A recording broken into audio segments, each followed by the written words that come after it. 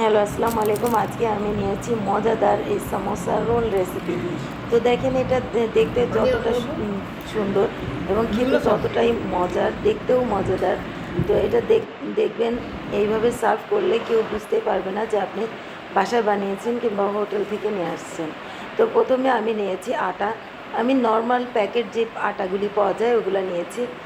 আপনি যতটুকু বানাবেন আটা কমিয়ে বাড়িয়ে নিতে পারেন। তারপরে দিব তেল, তারপরে দিব লবণ, তারপরে এই আটা, তারপরে এখানে দিব কালো জিরা।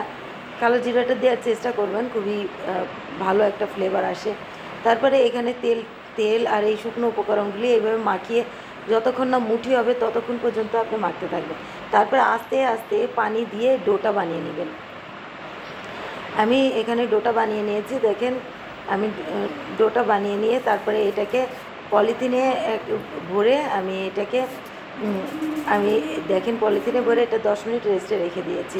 তারপরে দিয়েছি কড়াইতে হালকা তেল। আপনি এই পর্যায়ে আপনি অলিভ অয়েলও দিতে পারেন, এবার আমি বাসার নর্মাল কুকিং অয়েল দিয়েছি। তারপরে দিয়েছি পেঁয়াজ, জিরা ফোড়ন দিয়েছি, তারপরে দিয়েছি কাঁচামরিচ, পেঁয়াজ। তো এটাকে হালকা লাল করে ভেজে নেব। তারপরে দিয়ে দেবো আদা রসুন বাটা। তারপরে এখানে দেব বেসিক মশলা, ধনে গুঁড়া, জিরা গুঁড়া, তারপরে হলুদ গুঁড়া আর হলো ধনে গুঁড়া, তারপরে মরিচ গুঁড়া। তারপরে এখানে দিয়েছি হালকা 2টা ছোট ছোট বয়েল করা আলু। তারপরে এখানে দিয়েছি মাংসের কিমা। আপনি বিফও নিতে পারেন, মাটনও নিতে পারেন, তো চিকেনও নিতে পারেন, যে কোনো কিমা আপনি নিতে পারেন। আমি এখানে 200 গ্রাম কিমা নিয়েছি। তারপরে দিয়েছি ম্যাগি মশলা। তারপরে দেখেন এটা আমার হয়ে গিয়েছে, একটু নাড়াচাড়া করে নিয়েছি, 5 মিনিট হয়ে গিয়েছে পুর। তারপরে লবণ দিয়ে ভালোভাবে আমি পুরটা ঠান্ডা করে নিয়েছি। এবার আমি লিচি কেটে আমি বড় একটা লুটি বানিয়ে নেব। তো আমি এখানে দেখেন লিচি কেটে বড় একটা লুচি বানিয়ে নিয়েছি। তো এইভাবে দেখেন আমি যেভাবে করছি এভাবে আপনি করবেন, বলে বোঝানো যাবে না। তবে এটা দেখেন আমি এটা করে নিয়েছি। দেখেন এই যে শীট বানিয়ে নেবেন এইভাবে।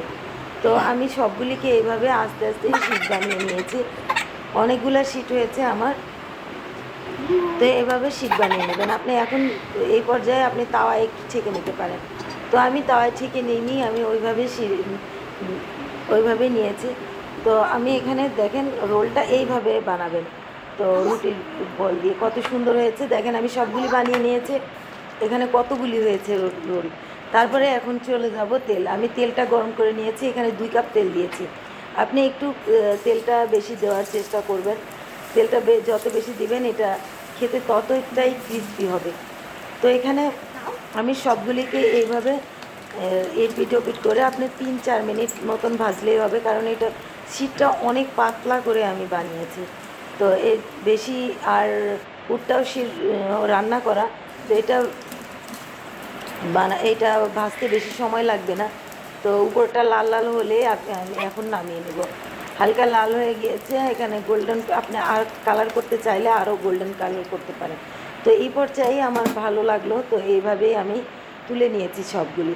তো দেখেন আমার হয়ে গিয়েছে সবগুলি কত সুন্দরভাবে। তো এইভাবে আমি এখন এইটাকে সুন্দরভাবে সস দিয়ে আমি এটাকে পরিবেশন করব। তো এটা আমি প্রথমে দিয়েছি আমি মেয়োনিজ সস, তারপরে এখানে দিয়েছি টমেটো সস দিয়ে সাজিয়ে পরিবেশন করেছি এইভাবে। আল্লাহ হাফিজ।